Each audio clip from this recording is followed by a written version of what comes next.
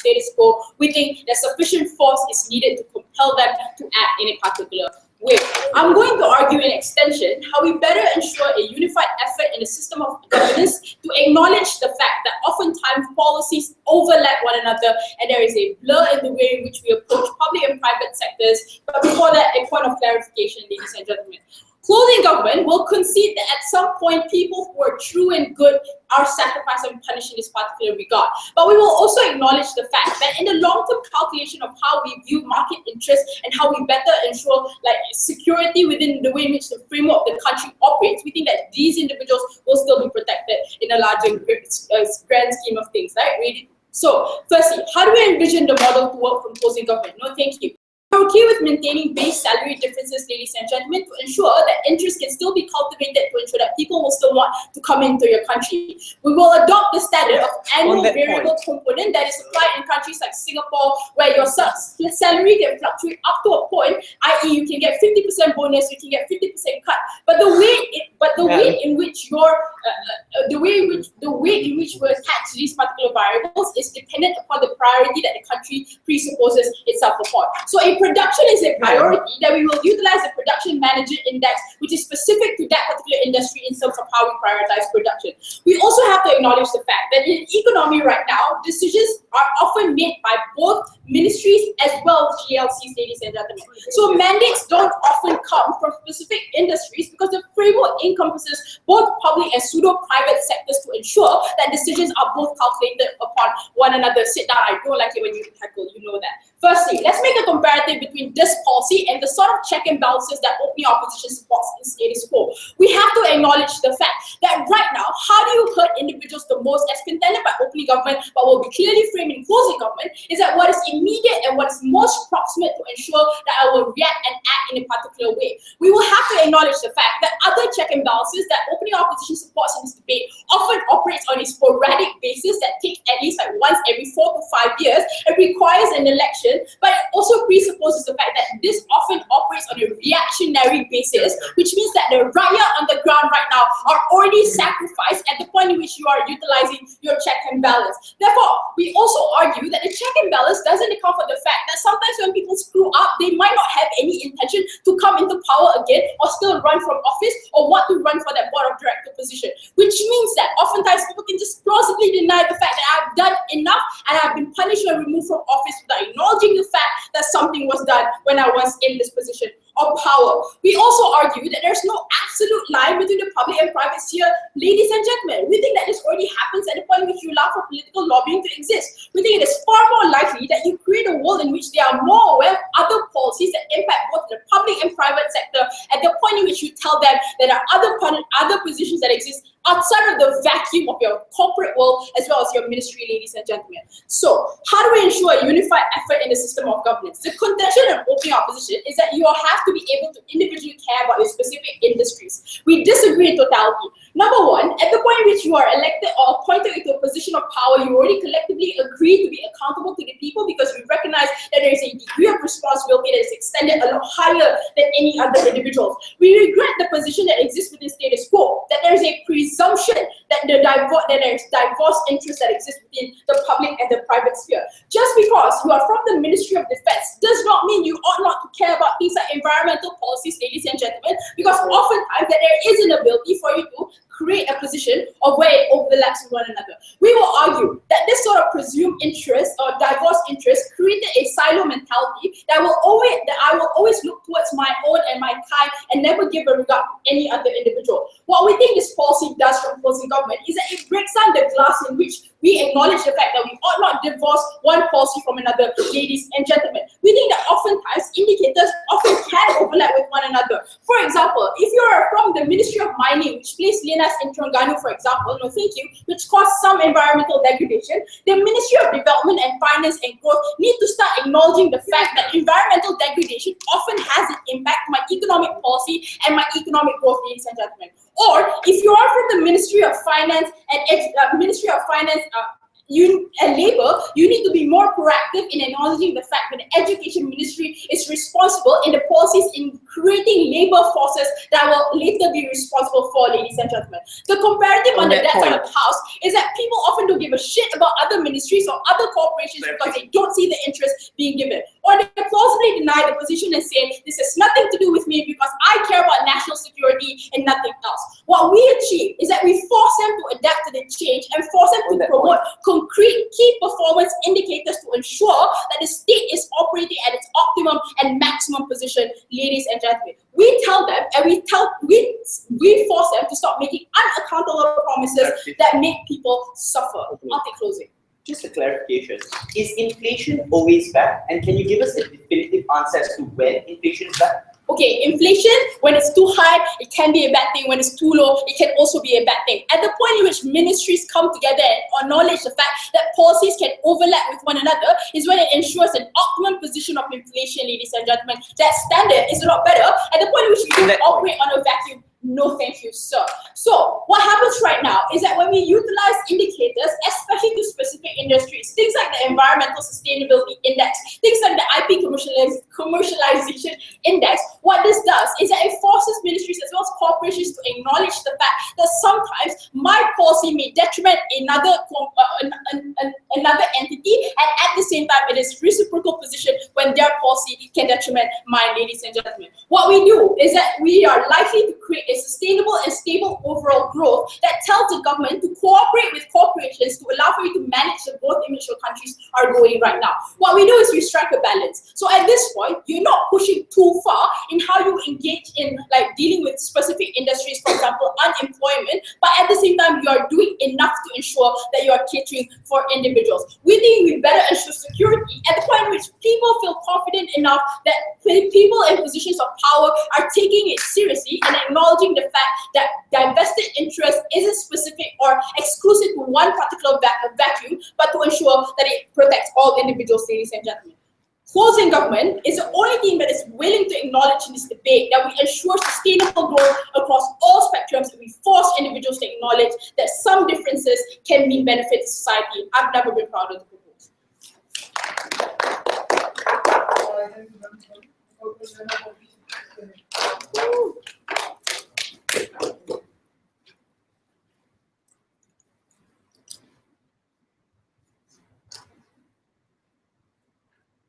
Ladies and gentlemen, we could name you hundreds of different market indicators that indicate one thing or another, measuring very different things with very different metrics all across the world. Governments all across the world use many of these indicators as subjective guides in order to guide their policy, in order to shape how they are going to navigate through economic standards, ladies and gentlemen. It is when you use these subjective guides as definitive standards to push and coerce government officials into making policy, is when you coerce them into making coerced decisions that horribly pervert public policy at the end of the day. Market indicators are fine as guides, but when used as definitive determinants, ladies and gentlemen, can be horribly inaccurate and horribly disruptive at the end of the day. That's why this debate, sure, can be about whether people are at fault or not, but the first question that needs to be asked is whether this goddamn thing is a good thing to be used as a determinant to begin with or not, ladies and gentlemen. That's why closing opposition is going to start with in that debate, in that particular debate. The first thing I think I need to just do away with is that there seems to be a presumption on the government that we can't regulate the two sectors when it comes to any sort of policy that we make. The opening opposition has given us some reason as to believe that perhaps you could be able to regulate it, but to go into a little bit more specifics, laws that can limit predatory market speculation, laws that ensure fair pricing policies, things like market incentives to drive prices down to match your purchasing power parity, or market policies to ensure that inflation stays at a control rate by ensuring that you not only control your monetary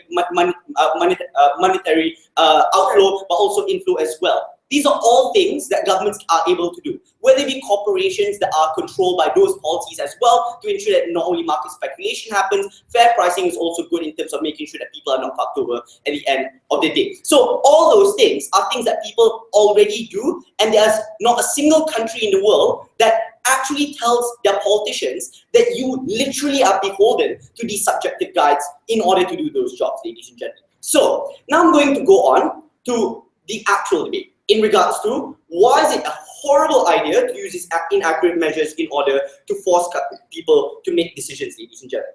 First and foremost, the reason why I asked the question to Jay, and that was exceptionally important in this debate, is because literally you cannot give me a circumstance in which anybody can agree that inflation is good or bad in a definitive sense. Some countries, for example, in Japan, Shinzo Abe's economic policy is to radically increase inflation for a short period of time in order to increase expenditure as well as public consumption for the short term, ladies and gentlemen. While sometimes high inflation might be bad under that side of the house. The comparative in this debate is under our side of the house, politicians feel comfortable enough to use this as subjective measurements while not having public pressure onto them or their personal interest forcing them to pick one measurement over the other. There's many reasons I'm going to give you as to why this forces politicians to making bad decisions. Firstly, ladies and gentlemen, they have to pick the most politically palatable measurement in order to ensure that the public is appeased in regards to what their decisions are. For example, it is less likely that a politician will pick a policy that increases inflation because that's not politically palatable and the public will force his pay to go down. The government perfectly demonstrated this because the opening government could only talk about how higher inflation always bad. That's the kind of public misunderstanding that they have in regards to economic indicators like that, ladies and gentlemen. And politicians are a lot more unlikely to make unpopular decisions just like that's completely necessary in order to fix those particular market speculations. Some particular economic policies are absolutely necessary in order to overcome the economic crisis you're talking about under that side of the house, and sometimes are necessary to implore growth. Some things are in the short term and not beneficial for individuals. For example, ladies and gentlemen, let's take the worst case scenario, China, the devaluation of the yuan and human rights violation. Sure, this may be the most horrible example for us, but in the long term, ladies and gentlemen, China has been seen to increase public expenditure as well, the middle income families, the most among all countries in the last 5 years, because they are able to raise people out of poverty because of short-term losses but long-term gains at the end of the day. People don't make those decisions at the point at which their pay and their job is at stake under that side of the house, rather than subjective valuations under our side of the house, ladies and gentlemen. That's extremely important. The second level to this is the interference that the closing government was so happy that all ministries want to get involved with each other. Fundamentally, that's nonsensical. That's why we create different portfolios to begin with, ladies and gentlemen. Because the interference of portfolios on a governmental level, ladies and gentlemen, means that you have ministries that have diverse interests in regards to not only their ministerial interests, but also their political interests, ladies and gentlemen, converging and not having a coherent view when it comes to what the ministry wants to do to fix a particular problem. Too many cooks spoil the broth would be the most easy way for me to sum up that particular thing, ladies and gentlemen. And that's why, in that particular scenario, at least on the outside, there is still a cooperation between ministries. For example, they want to cooperate in order to maintain some degree of coherency. They all have public understanding that perhaps environment affects the economy as well, but not a strict, definitive, coercive measure that ensures that they are coerced into listening to one another. That's dangerous on a comparative. Before I go any further, I'll take the opening. So government can decide what market indicators are good for the government at every point in time.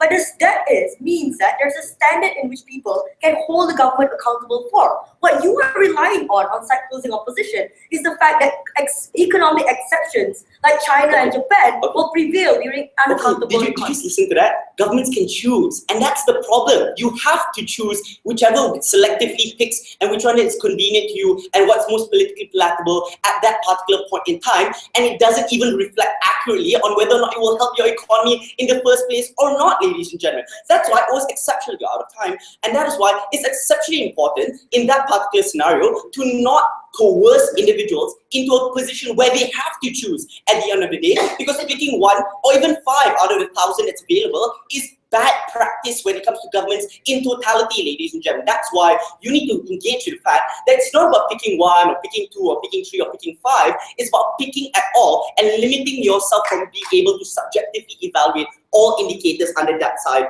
of the house. Fundamentally, ladies and gentlemen, we were the only team in this debate to fundamentally ask the question whether it was good or not for us to use this as a strict indicator and to coerce politicians to ever follow this particular policy or not. We're still going to follow this as guides, but we're definitely not going to coerce these individuals into following it at risk of their jobs. We are exceptionally proud to oppose.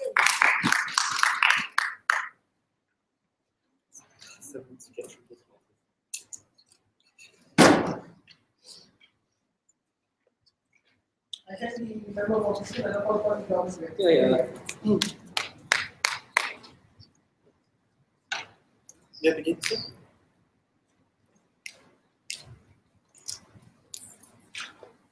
I will do two things in this speech. One, I will show you how imperfect indicators can be. That's still the best measure of government success we have for period to period, dealing with myths out. And secondly, I'm going to talk about why whole of government strategies are important in large countries dealing with study. Two things, very simple. The first thing, this strange quibble about is inflation good or bad, like the answer is neither. At extremes, it could be either one of that. So which is why most governments adopt something called inflation targeting, where they prefer slow but stable appreciation over time to set expectations. However, inflation isn't the only indicator. We look at things like the growth in your median wage, unemployment, which are unambiguously better things if they are low and high respectively. The point is this, and Jana said this, that they never dealt with. Governments can choose whatever basket of indicators they want, suiting to their economy. The thing is, and we're closely governed with this debate, is that all ministers now have this basket that, okay, guys, this is a priority, game plan for the next 5 years, ready, set, go. And that's the important part, in ensuring that everyone has the same page of game plan, whatever the game plan is. Now, Midsouth's extensions are the following. The first thing he says that market indicators are only ever good as guidelines. Our rebuttal is this. How else do we benchmark and measure the good life? Despite all the discussion in the World Bank about it, they still adopted GDP per capita as the best indicator as to how developed a country is. Furthermore, secondly, the World Bank also exposed other indicators over time, like the Human Development Index, which was put in place in 1997, so that people can improve indicators. So the question isn't or not whether we should scrap indicators, it's develop better ones over time to iterate towards a better mean of what economic management really should be. And the third argument we think is that indicators are the best way of quantifying targets and coordinating action among the ministries, not just the seniors but also the junior level, and to communicate a target to the general public and the rakyat, which matters, and you need to know where they stand as a country. The next thing they ask is that people will pick the most politically palatable option. I have 3 solid responses to this. The first thing is that when you put all your indicators in a basket, it aggregates the public angle, which is to say, China can simultaneously pursue yuan devaluation and poverty reduction. It will probably overall show up as a net because of all the trade-offs which are implicit within the basket that affects your salary. The second argument is this. If people are going to get so angry, this is an incentive to communicate better to the public so that you involve them in a debate over what the future of the country should be. That's why it's called Kopitiam Ekonomi, because they're communicating to people what they should be thinking about in the debate. Thirdly, if governments have to choose what the people want, we think that's a good thing. It's called democracy. We think that Midsouth is this a priori good standard for economic management. Never really tells us what it is, but we are willing to say that if the economic policies are better communicated to the people in the forms of indicators they can understand, bagus, great. So we're okay with that. No, next thing. Sadiq then talked about the following. So now this is opening house. Both of them said, now we can't attract talent to the economy because we can't pay them enough. Jay already said this, we are okay with attracting the right people and sacrificing the bureaucrats. But we further give you the argument of base salary because Jay is the only person in this whole debate so far, other than me, to explain how this policy actually works. The base salary can vary depending on your skill set required to do the job. But the variable component, you can either take a 50% bonus or severe 50% cut. The idea is that people are still motivated by the bonuses that they can get. And if they screw this up, fine, the salary gets cut to 10%, we are okay with that. So we can attract talent with the right incentives. Then they made the argument that it will take too long to improve the economy, something's only show up after 10 years. That's true for long-run economic development policies, but there are short-run market mechanism things that people often don't adopt, which they really should. For example, raising interest rates to choke off excess demand. For example, implementing the Bantuan Rakyat One Malaysia handouts to ensure that it shows up in the next quarter's people's inflation index so that people feel the lack of suffering importantly. So we think that although some changes didn't show up over the long run, we do what we can in the short run to manage things better. Sadiq. How can you hold companies or ministers liable when you pervert the decision-making process by including all parties, government and private. Because we weren't listening to Jay, and she talked about this, I'll rebut it now. Because the private sector is already deeply tentacle involved in the public sector. In the first world, they are lobbying like crazy. In the third world, they invest ginormous factories in Nigeria and the Delta. So we are okay, Mr. Speaker, with a level of punishment which takes into account the interlinks between the public and the private sectors. Going on with the next analysis, where he says this will cause the private sector to lobby the government to stay out of things. Last I checked, that's a great thing. If the public sector and private sector wants to divorce itself close from the process, that's good. But if they want to get even more integrated into the process, that's also a good thing because it now forces greater coordination between the corporates and the government, where before it may have been under the table and not above board. We think that both these coordinations are especially important to have in a globalized economy where MNCs are just going to become more and more prevalent in the status quo. That was their argument. Now, so the last thing they said in the first part about economic effects is that people will become very risk averse. We think it's better for people and leaders to pursue things like stable inflation over time rather than grossly overspend like Dilma Rousseff in Brazil. Because what we think is that the subprime mortgage is not a disadvantageous example because the injection was needed to return the economy to good health. What Jay said in the extension was they want to create a situation where politicians will pursue reasonable, stable growth policies over time because these form the best expectations for attracting long-term investment. Second, large contention, dealing with everything that Sadiq talked about, how we can better formulate whole of government strategies. Sorry about that. So, the first thing that opening up said is that, these are not your fault, it's an act of God, can't really blame you. The point is, this is a global economy. You could blame everything on the act of God, including the butterfly effect. So the idea is this, what we think the economic ministry's goal is to be adaptable to whatever may change in the global economy. That's why we hire central bankers independent. That's why we hire meetings. The idea is that your benchmark is judged by how well they steer the ship in the waves of economic change. Rhetoric fancy there. Then they said middle management sucks and therefore shouldn't blame people. Here's the point. Number one, your senior official should take charge of cleaning your house. Number two, for the middle management to affect a whole macroeconomic indicator, you all have to screw up at the same time. So it's a really strange presupposition on their side that middle management will screw you up. Then they argue that different ministries often overlap. Jaina said it's not fair to punish one for them all. Jay already gave an excellent analysis of how in a globalized economy, labor, environment, social standards, education, all of them affect the economy, and we think it's better to hold all the government officials in the same basket so they see the interlocutors of their policies. So the argument that makes out then extends is that too many cooks will spoil the broth. That is why in Singapore we have cross-governmental committees, we have study groups to make sure that people who are normally interested in building their own little empires and status do not build them up. We extend this debate further by talking about coalition governments where the foreign minister may belong to a different party from the leader. It's especially in these cases where economic management is sorely needed that we want them to talk to each other and look at each other. And the final argument that they expand on their side, leaving all the arguments of their house, is that there will be elections. But Jay said, in the best case, they are not mutually exclusive. We can also have them too. But in the worst case, they occur once every 5 years. The people vote on the basket of different preferences, which may or may not include your management. The opposition may suck. These are all infrequent. This is the only direct check and balance we have to ensure that people are heard in the here and now. This is the only way we can get the government to act together as one for the rakyat. We're very proud to propose. So.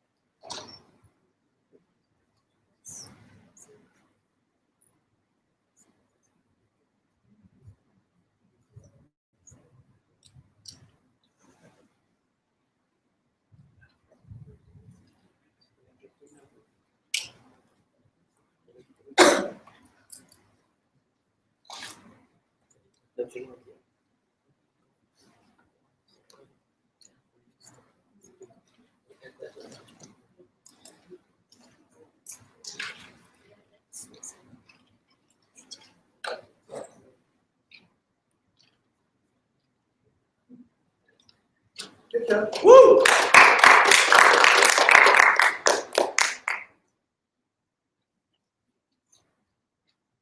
Ladies and gentlemen, first of all, let's understand what the debate really is about, right?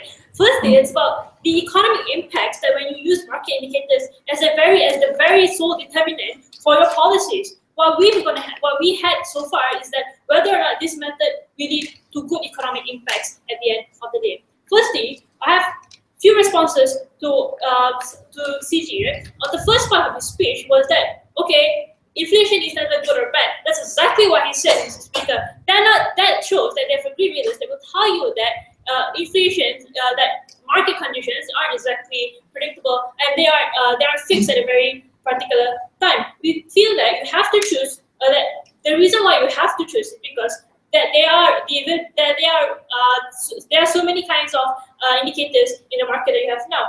That these indicators, once you choose them, you are going to harm your pay directly if you choose them in the wrong way, if that's the wrong decision. This means that you are now locking yourself into this perfect little illusion that okay, one indicator is sufficient enough for you to use that as a policy for you to curb your economic condition. Yeah. On the idea of this whole scrapping market indicators, right? We tell you that's never going to happen because even if you use that very indicator, no thank you will still coerce politicians into taking decisions that they might not make, that isn't even good in the very first place. This is because now you are.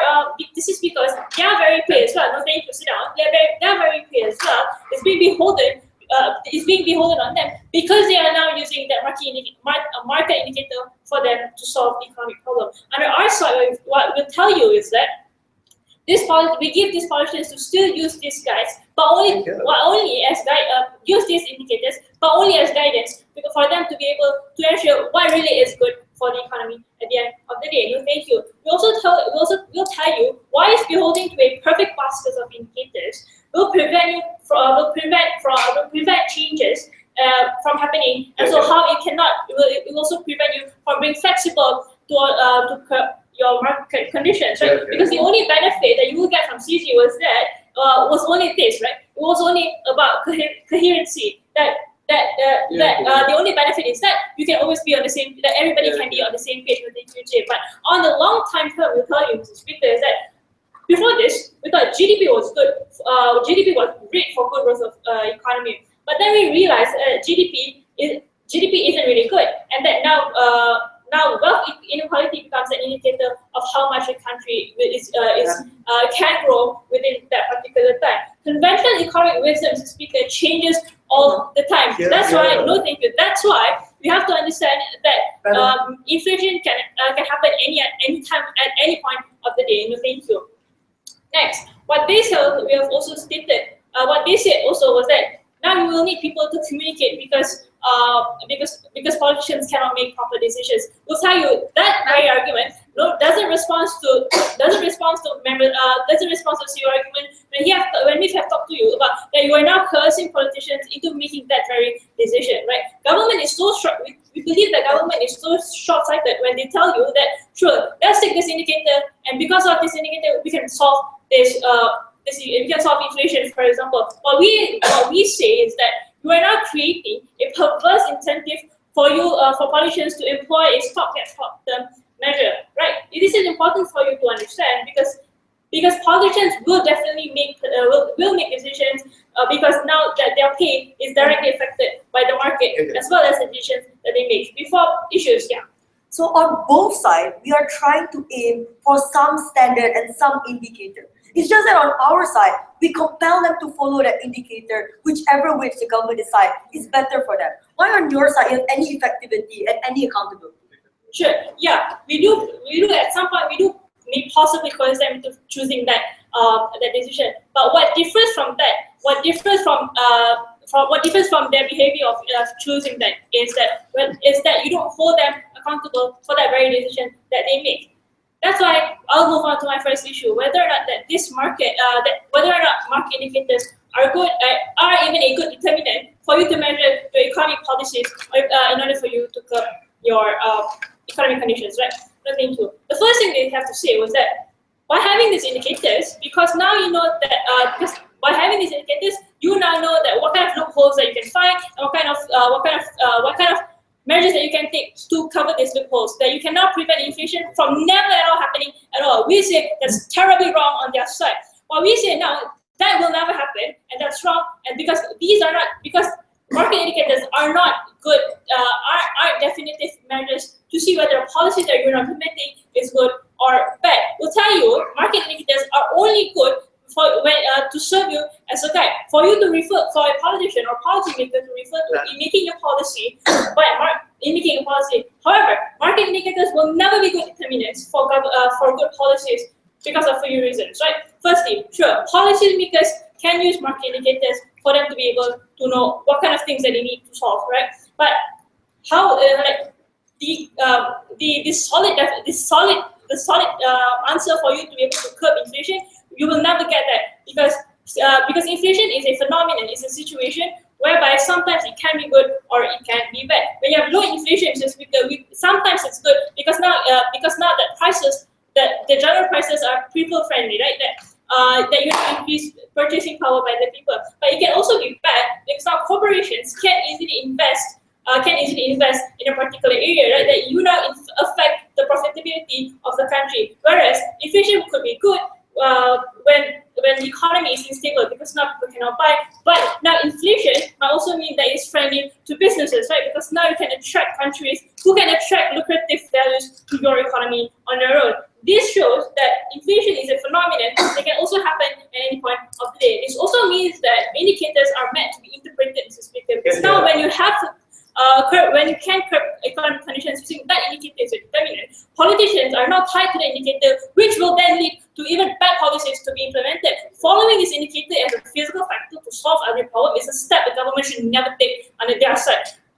Indicators are facts, Mr. Speaker, statistics on board that you see to help policymakers to find ways to improve their economic condition. To make government officials, we think that to make government officials to take subjective decisions for them in interpreting policy, it's extremely shameful. Therefore, restricting them to use indicators only as a guideline, that should be the only way. That you can never have a definite good policy, and that looks like anyway. Policies, if policymakers are pressured to do something, they will always have bad consequences to that very decision alone. Thank you.